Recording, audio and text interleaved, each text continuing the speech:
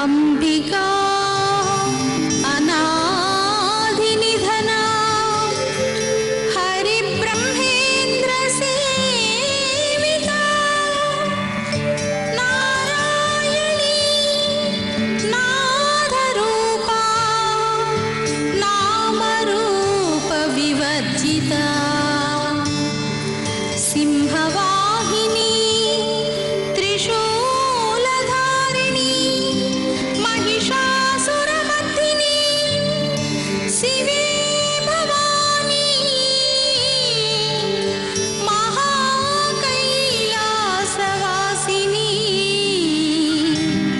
నమస్తే నమో నమః.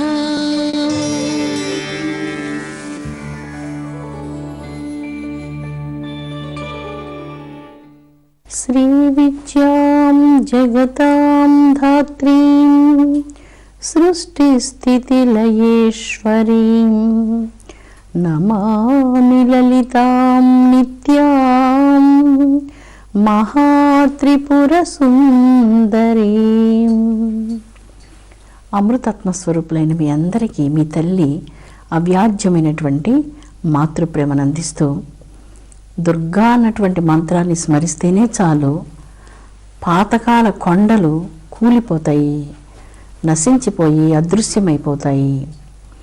సకల పంచమహాపాతకాల రాసులను గుంపులను నశింపచేసేటువంటిది దుర్గా అన్నటువంటి జగన్మాత యొక్క పవిత్ర నామము. దోషవర్జిత 5 బీజ మంత్రములు కలిగినటువంటి మంత్రరాజ్యము దోషవర్జిత. దోషములు నశింపచేయనటువంటిది, ఏ దోషములు లేనటువంటిది కనుక మన దోషాలను నశింపచేయగలదు అని ఈ మంత్రానికి అర్థం. చీకటి ప్రపంచమంతా ఆవరించినప్పుడు సూర్య భగవానుని కాంతి ప్రాతకాలంలో ప్రారంభమై క్రమంగా భూగోళం అంతా వెలుగుతో ఎలాగ నిండిపోతుందో అలాగా దేవి ప్రార్థన వలన హృదయం అంతా వెలుగుతో నిండి అన్ని రకాలైనటువంటి అంధకారాలు నశిస్తున్నాయి. సూర్యకాంతి వలన చీకటి ఎలాగ నశిస్తుందో మంచి వేసవి కాలంలో భూమి అంతా ఎండిపోయి బీటల వారి ధూళి కలిగినటువంటి ప్రదేశాల్లో గాలికి ధూళి పైకి లేస్తూ ఉంటుంది, విపరీతంగా ధూళి పైకి లేస్తూ ఉంటుంది. అలాంటి ధూళి మీద వర్షం పడినప్పుడు ఆ వర్షపు చినుకులు ఆ ధూళినంతా అణిచివేస్తాయి. అదేవిధంగా జగదంబ యొక్క పావనమైనటువంటి పాదార విందాలను దుర్గా నామస్మరణాన్ని జపించినంతనే హృదయంలో ఉన్నటువంటి జన్మజన్మల ధూళి అంతా స్ఫూర్తిగా అణిగిపోతూ ఉన్నది, నశించిపోతూ ఉన్నది. శ్రీమాత అయినటువంటి దుర్గా భవానీ దేవి యొక్క పాదార విందాల నుంచి ప్రసరించేటువంటి కాంతులు హృదయంలో ఉన్నటువంటి అంధకారాన్ని, జన్మకోట్ల ధూళి సంస్కారాలను తొలగించి జన్మను పవిత్రీకరిస్తూ ఉన్నది. అందుకే అమ్మకు దోషవర్జిత, ఏ దోషములు లేనటువంటి స్వచ్ఛమైనటువంటి తల్లి, తనను ప్రార్థించేటువంటి వారి దోషాలన్నిటినీ నశింపచేసేటువంటి జగన్మాత దుర్గా పరమేశ్వరి దేవి. రాగము ద్వేషము లేనటువంటిది దుర్గా భవానీ దేవి. తనను ప్రార్థించేటువంటి భక్తుల యొక్క రాగద్వేషాదులనేటువంటి సంఖ్యల నుంచి వారిని విడిపించినటువంటిది దుర్గా భవానీ దేవి. సర్వజ్ఞ, సర్వము ఎరిగినటువంటిది జగన్మాత. ఎందుకంటే తనకంటే ముందు ఎవరు లేరు, తన తర్వాత కూడా ఎవరు ఉండబోరు. అందుచేతనే సర్వజ్ఞ, సర్వము ఎరిగినటువంటి దేవి, సర్వము తానైనటువంటి దేవి, సర్వకార్యకారణాలన్నిటికీ మూల కారణమైనటువంటి దేవి కనుక ఆ జగదంబను సర్వజ్ఞ అంటూ వేదాలు కీర్తిస్తూ ఉన్నాయి. దేవీ పురాణంలో ఈ సర్వజ్ఞ అనేటువంటి మంత్రాన్ని గురించి జగన్మాత సర్వమును ఎరిగినటువంటిది, భూత భవిష్యత్ వర్తమాన కాలాలన్నిటికీ సంబంధించినటువంటి దివ్య జ్ఞానం కలిగినటువంటిది, జీవరాశులందరూ తల్లి సంతానం ప్రతి ఒక్కళ్ళని గురించి ఎరిగినటువంటిది, సర్వమును ఎరిగినటువంటిది కనుక సర్వజ్ఞురాలు అంటూ దేవీ పురాణంలో జగన్మాత కీర్తించబడుతూ ఉన్నది. సాంద్ర కరుణ, అప్పుడప్పుడు ఆకాశంలో మేఘాలు దట్టంగా కప్పుకొని ఉంటాయి. వాటిని సాంద్ర మేఘాలు అంటారు. అరణ్యాలు కొండల మీద దట్టంగా ఉంటాయి. ఎందుకంటే మబ్బులు చాలా వేగంగా ఆకర్షించబడుతూ ఉంటాయి ఈ అరణ్యాల వలన. భూమి మీద ఉన్నటువంటి ఆ అడవుల మీద కొంచెం అడవి పలచగా ఉంటుంది. దట్టంగా ఉన్నటువంటి అరణ్యాన్ని సాంద్రారణ్యము అంటారు. సాంద్రారణ్యం అంటారంటే సాంద్రత ఎక్కువగా ఉన్నది నన్నని, ఎక్కువగా ఉన్నటువంటి వృక్షాలు, ఘనంగా ఉన్నటువంటి వృక్షాలు, బాగా గాఢంగా ఉన్నటువంటి వృక్షాలు, దీన్ని సాంద్రారణ్యం అంటారు. అలాగే ఈ సాంద్ర అన్నటువంటి పదాన్ని అమ్మవారి యొక్క కరుణ ముందర ఉపయోగించారు వసిన్యాది వాగ్దేవతలు. అమ్మ యొక్క కరుణ కోటాను కోట్ల సముద్రాల వంటిది. మనం చూసేటువంటి ఈ సప్త సాగరాలు అమ్మ కరుణా సముద్రాల ముందు 1-2 జల బిందువులు అని మనం ఇదివరకు చెప్పుకున్నాం. ఈ సప్త సాగరాల్లో ఉన్నటువంటి జలమంతా 1-2 జల బిందువులు మాత్రమే. అమ్మ యొక్క కరుణ అనేటువంటి సాగరాలు లెక్క పెట్టడానికి సాధ్యంగా ఉన్నటువంటి కోటాను కోట్ల సాగరాల కరుణ కలిగినటువంటిది. ఇక్కడ సాంద్ర కరుణ అంటున్నారు. గాఢమైన కరుణ కలిగినది, దట్టమైనటువంటి కరుణ కలిగినది, చాలా సాంద్రతమైనటువంటి కరుణ కలిగినది అంటూ వర్ణిస్తున్నారు. అంటే కరుణాన్ని వర్ణించినా కూడా సంతోషపడడం లేదు. ఇంకా కరుణ కలిగినది. ఎంత కరుణ కలిగినది అంటే కోట్ల కోట్ల సముద్రాలంతటి కారుణ్యంతో విరాజిల్లేటువంటి ఆ జగన్మాత సాంద్రతరమైనటువంటి కరుణ కలిగినటువంటిది. గాఢమైనటువంటి ప్రేమను, దయను, కారుణ్యాన్ని జీవరాశుల మీద వర్షించేటువంటిది. కనుక సాంద్ర కరుణ అన్నటువంటి 5 బీజ మంత్రాలు ఈ మంత్రరాజంలో జగన్మాత యొక్క కరుణను, ఈ సృష్టి పట్ల తల్లి బాధ్యతను, తల్లి యొక్క వాత్సల్యాన్ని, అనురాగాన్ని గురించి ఇక్కడ వర్ణిస్తూ ఉన్నారు. సమానాధిక వర్జిత 8 బీజ మంత్రాలు కలిగినటువంటిది ఈ మంత్రరాజం. సమాన అధిక వర్జిత, సమానాధిక వర్జిత. తల్లి ఆదిపరాశక్తి అయినటువంటి లలితా భవానీ దేవితో సమమైనటువంటి శక్తి అంటూ సృష్టిలో ఏదీ లేదు. మార్కండేయ పురాణంలో చండీ సప్తశతిలో చూసినప్పుడు సమస్త దేవీ దేవతలందరినీ తన శరీరం నుంచి ఉద్భవింపచేసి తిరిగి ఆ విభూతులన్నిటినీ తన లోపలికి ఉపసంహారం చేసుకుంటుంది. అందువల్ల ఇక్కడ సమానాధిక వర్జిత అనగా ఆదిపరాశక్తితో సమానమైనటువంటి వారు ఎవరూ లేరు, అధికులు అంతకంటే లేరు. సమాన అధిక వర్జిత, సమానాధిక వర్జిత.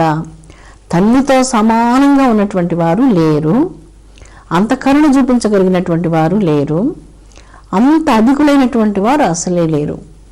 దీనికి ఒక చిన్న కథను మనం చెప్పుకుంటాం.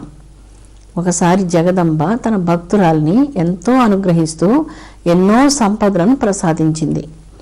ఆ జగదంబ ప్రసాదించినటువంటి సంపదలకు భక్తుడు, భక్తురాలు ఇద్దరు సంతోషపడి ఎవరైనా అతిథులు, అభ్యాగతులు వారి దగ్గరకు వచ్చినప్పుడు వారిని సేవించి ఆ జగదంబని సేవించినట్లుగా సంతోషిస్తూ ఉండేవారు. ఒకరోజు మంచి వర్షం పడుతూ ఉన్నది. ఆ వర్షం సమయంలో ఒక భక్తుడు, ఒక బీదవాడు చలికి గడగడ వణుకుతూ వచ్చి ఆ వాకిటి ముందు నిల్చున్నాడు. దీన్ని చూసినటువంటి ఆ దంపతులిద్దరూ అతని లోపలికి పిలిచి ఆకలితో 3 రోజుల నుంచి అతను బాధపడుతున్నాడని విని తెలిసి చాలా పరితప్తతతో వారిరువురు కలిసి అతనికి మంచి భోజనాన్ని వడ్డించి సంతృప్తితో ఆతిథ్యాన్ని ఇచ్చారు. ఈ ఆతిథ్యం స్వీకరించిన తర్వాత అతిథి ఇలాగన్నాడు, ఈరోజు చాలా శుభదినం, 3 రోజుల నుంచి నేను ఏమీ భోజనం చేయలేదు, అందువల్ల నాకు మంచి భోజనం దొరికింది అంటాడు. ఆ గృహస్థు ఇందుకు సమాధానంగా ఇదంతా దైవానుగ్రహమే అంటాడు. వెంటనే 3 రోజుల నుంచి ఆకలితో బాధపడుతున్న అతిథి ఇలా చెప్పేశాడు, నేను పూర్తి నాస్తికుడను, దేవుడు ఇలాంటి మాటలు అసలు నమ్మను. మీరు మంచి మనసుతో నాకు భోజనం పెట్టారు, ఇందులో దేవుడు చేసింది ఏముంది, ఇలాంటి మాటలు నేను అంగీకరించనంటూ దేవుణ్ణి తిట్టడం ప్రారంభించాడు. వాళ్ళ ఇంటి నిండా దేవి చిత్రపటాలను చూసి ఆ దేవిని చాలా తిట్టడం ప్రారంభించారు. ఈ మాటలు విన్నటువంటి దంపతులు ఇద్దరు మనసు బాగా కలతబారిపోయింది. వారు భరించలేకపోతున్నారు. అతడు దేవిని తిట్టడం వారిద్దరు భరించలేకపోతున్నారు. వెంటనే ఆ గృహస్థు అతన్ని ఇంట్లో నుంచి వెళ్ళిపోమని కోరాడు. వర్షం ఆగిన తర్వాత వెళ్తానని చెప్పినా కూడా వినిపించుకోకుండా బలవంతంగా ఇంట్లో నుంచి అతడిని పంపించి వేశాడు. ఎందుకంటే అతడు దూషించినటువంటి ఆ దేవి దూషణలు వాళ్ళు భరించలేకపోయారు, తట్టుకోలేకపోయారు. ఎంత అసభ్యంగా మాట్లాడుతున్నాడు దైవాన్ని గురించి, ఇతనితో మనం మాట్లాడకూడదంటూ ఇద్దరు కలిసి అతన్ని బయటికి పంపించేశారు. ఆ రోజు రాత్రి అతడు చాలా కలతబారిన మనసుతో నిద్రపోతూ ఉన్నాడు. ఆ సందర్భంలో అతనికి ఒక మంచి స్వప్నం వచ్చింది. ఆ స్వప్నంలో దేవి దర్శనం ప్రసాదించింది. ఆ గృహస్థుతో ఇలాగ అంటుంది, వచ్చిన అతిథిని ఎందుకు వర్షంలో పంపించేశావు అని అడుగుతుంది దేవి. అమ్మా, అతడు నిన్ను చాలా దూషిస్తున్నాడు, అనకూడని మాటలంతా అంటున్నాడు, అందుకే తట్టుకోలేకపోయాను అన్నాడు.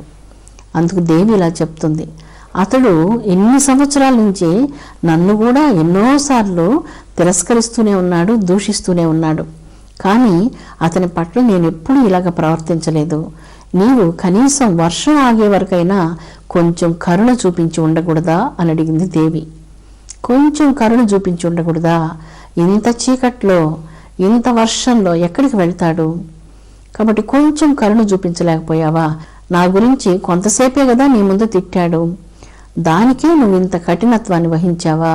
కొంచెం కరుణ చూపించి ఉంటే బాగుండేది కదా అంటుంది దేవి. తల్లి, నీకున్న దయ నాకు ఎలా వస్తుందమ్మా అంటూ ఆ గృహస్థు ఆనందంతో దేవి పాదాలకు కలలో నమస్కరించాడు.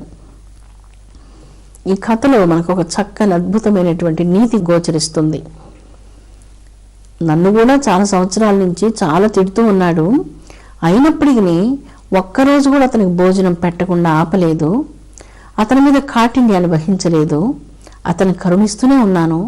ఒక్కసారి నీ ముందర కఠినంగా మాట్లాడగానే అంతకంటే నువ్వు ఇంకా కఠినత్వాన్ని ప్రకటించి ఇంత వర్షంలో నిలువున అతన్ని ఇంత రాత్రి సమయంలో నీవు బయటికి పంపించేశావు కదా, కొంచెం కరుణ చూపించుంటే బాగుండేది కదా అంటుంది అమ్మవారు. అలాంటిది దైవ కరుణ. ఎన్ని రకాలుగా మానవులను దూషించినా, ఎన్ని రకాలుగా తిరస్కరించినా, ఏమాత్రం గౌరవ భావన లేకపోయినా భగవంతుని మీద ఈ ప్రపంచంలో అన్నం లేకుండా ఎవరు జీవించడం లేదు. అన్ని సౌకర్యాలను వాళ్ళకు కూడా దైవమే ప్రసాదిస్తుంది. ఇది వాళ్ళకి అర్థమైనా కాకపోయినా దైవానుగ్రహం చేతనే ఇదంతా లభిస్తున్నది అన్నటువంటిది ఈ యొక్క అద్భుతమైనటువంటి చిన్న కథలోని నీతి. సాంద్ర కరుణ, సాంద్రమైన దట్టమైన కారుణ్యపూరితమైనటువంటి అంతరంగం కలిగినటువంటిది. ఆ కారుణ్యం ఇంతటిదని వర్ణించడం సాధ్యం కానటువంటిది. అమ్మ యొక్క దివ్య నేత్రాలలో ఆ కరుణ వర్షంలాగా జీవకోట్ల మీద నిరంతరం వర్షిస్తూ ఉంటుంది. అమ్మ కంటే అధికంగా కరుణను చూపించగలిగినటువంటి వారు ఎవరు ఉండరు. అమ్మతో సమానమైనటువంటి కరుణను చూపించగలిగినటువంటి వారు ఎవరు ఉండరు. అందుకే అన్నింటి యందు కూడా ఈ యొక్క వాత్సల్యాన్ని, వీరత్వాన్ని, దానత్వాన్ని, కారుణ్యాన్ని, మాతృప్రేమను వీటన్నిటినీ వర్షించడంలో అమ్మతో సమానమైనటువంటి వారు ఈ లోకంలో, ఏ లోకంలో, ఏ దేవతల్లో లేరు అంటూ ఈ మంత్రరాజ్యం తెలియజేస్తున్నది. ఇది 8 బీజ మంత్రాలు కలిగినటువంటి మంత్రరాజ్యము.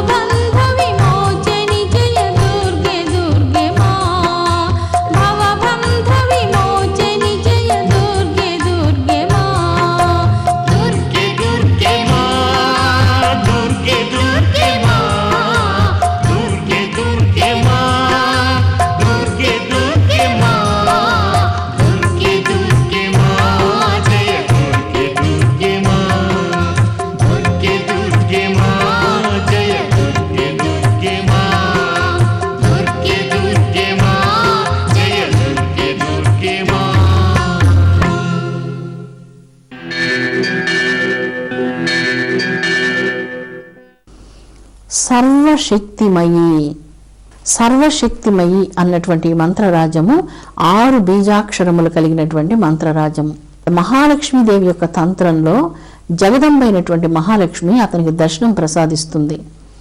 ఆ దర్శనం ప్రసాదించినటువంటి మహాలక్ష్మి ఇంద్రునితో ఇలాగ చెప్తుంది, స్వయంభూ మన్వంతరంలో నేను మహిషాసురుణ్ణి మర్ధించి మహాలక్ష్మి స్వరూపంతో మహిషాసుర మర్దినిగా విరాజిల్లుతాను అంటూ దీవెనలు అందించి కొన్ని వరాలను ప్రసాదించి ఈ దివ్య రహస్యాలన్నిటినీ కూడా స్వయంగా తానే తెలియచేసింది. అందువల్ల ఈ మంత్రంలో సర్వశక్తిమయి అనగా సమస్త విశ్వశక్తులన్నీ తన యందు కలిగినటువంటి మహాశక్తి కనుక సర్వశక్తిమయి. అయి అంటే అంబానని అర్థం. ఇక్కడ సర్వశక్తులు తన యందు కలిగినటువంటిది కనుక సర్వశక్తిమయి అంటున్నారు. మార్కండేయ పురాణంలో సమస్త దేవీ దేవతలందరూ అమ్మను సేవించేందుకు వచ్చి అమ్మకు తమ దగ్గర ఉన్నటువంటి దివ్యమైనటువంటి పుష్పాల మాలలు, వరుణ పాశం, అనేక రకాలైనటువంటి ఆయుధాలన్నిటినీ సమర్పణం చేసి అమ్మకు నమస్కరించి రాక్షస యోధులతో యుద్ధానికి తల్లిని జై జై ధ్వానాదులు చేస్తూ దేవతలందరూ అమ్మను సాగనంపారు యుద్ధరంగానికి. అక్కడ రాక్షసులు యుద్ధరంగంలో భీషణమైనటువంటి స్వరూపాన్ని చూసి ఇలా అంటున్నారు, నీవు ఇంత భయంకర రూపంతో ఇంతమంది దేవతా శక్తులతో కలిసి యుద్ధానికి వచ్చావు. నీకు శక్తి ఉంటే, సాహసం ఉంటే నీ ఒక్కదానివే మాతో యుద్ధానికి రావాలి అంటూ కోరగా, వీరందరూ నా విభూతులు, ఇప్పుడే నాలో ప్రవేశిస్తున్నారు చూడంటూ సమస్త దేవతా శక్తులన్నిటినీ తనలో లీనం చేసుకుంటుంది జగదంబ. సర్వశక్తిమయి, సర్వపీఠాత్మిక. ఎన్నెన్ని శక్తి పీఠాలు ఉన్నాయో అన్ని పీఠాలకు అమ్మ ఆత్మ. సర్వదేవాత్మికే, సర్వదేవతలందరికీ ఆత్మ. సర్వశక్త్యాత్మికే, సర్వశక్తులకు తల్లి ఆత్మ. సర్వ మంత్రాలకు తల్లి ఆత్మ, సర్వలోకాలకు తల్లి ఆత్మ.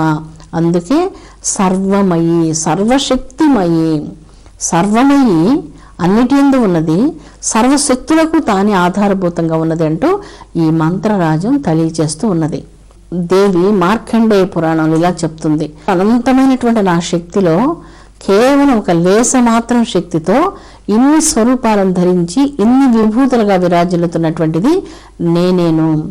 ఈ విభూతులన్నీ తిరిగి ఇప్పుడు నాలో లీనమవుతాయి చూడండి అంటూ ఆ విభూతులన్నీ వెళ్ళి అంబలో లీనమైపోతాయి. అలాగే ఈ సకల చరాచర సృష్టి, ఈ బ్రహ్మాండాలు, ఈ యొక్క పంచభూతాలు, ప్రాణికోట్లు అన్నీ కూడా దేని యందు పర్యవసిస్తూ ఉన్నాయో అది ఏ పరబ్రహ్మము. వేదాలు ఇలా చెప్తున్నాయి, సర్వము ఎక్కడికి వెళ్ళి లీనమైపోతూ ఉన్నదో ఆ మూల స్థానము అఖండమైనటువంటి పరబ్రహ్మ స్థానము. అందుకే సర్వశక్తిమయి అంటున్నారు ఆ మహాచైతన్య శక్తిని. మార్కండేయ పురాణంలో ఈ అర్థమే బహు విస్తారంగా వర్ణించబడింది.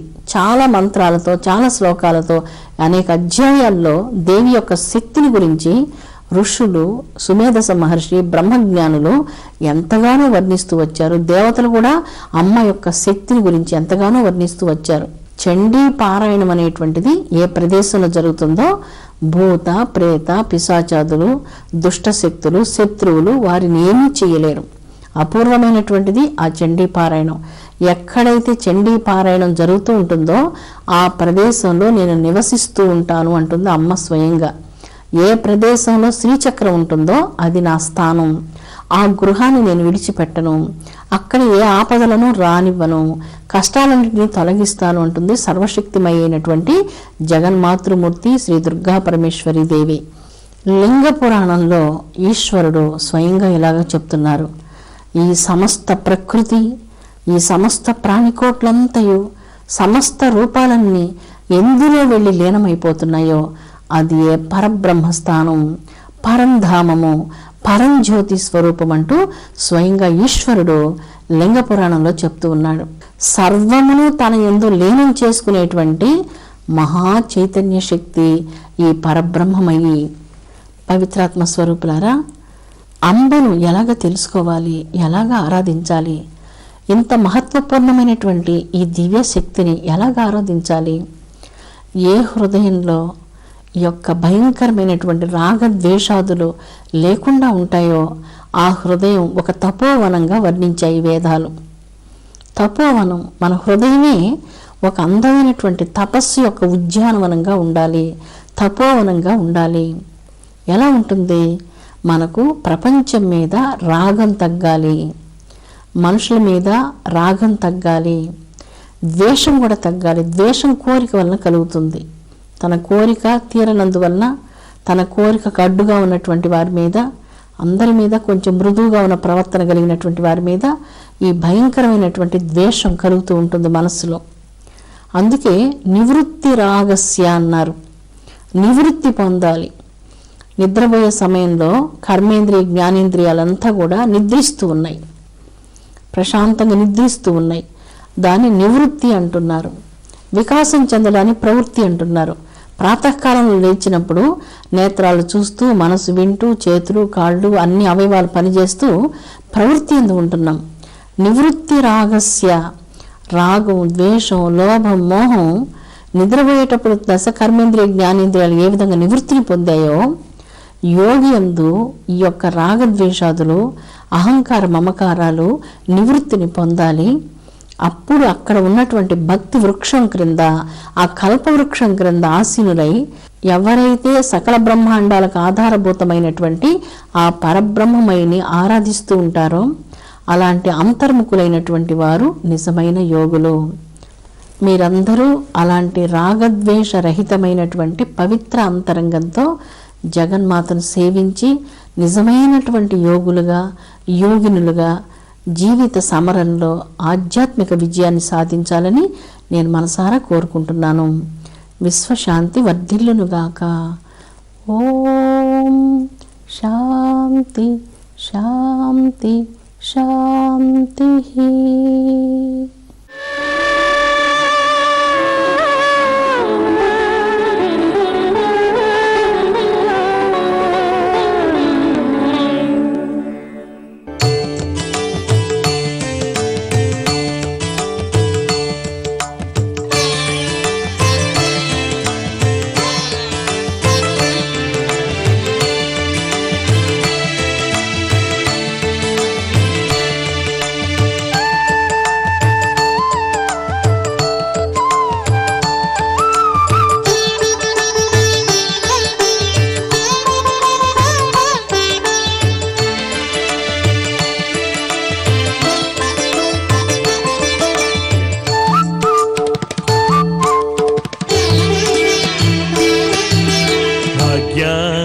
లక్ష్మీ బారమ్మ నమ్మమ్మ నీ సౌభాగ్యాద లక్ష్మీ బారమ్మ నమ్మమ్మ నీ సౌభాగ్యాద లక్ష్మీ బారమ్మ నమ్మమ్మ కరుణామయి దేవి బారమ్మ నమ్మమ్మ విజయేశ్వరి దేవి బారమ్మ నమ్మమ్మ విజయేశ్వరి దేవి బారమ్మ నమ్మమ్మ కరుణామయి లక్ష్మీ బారమ్మ.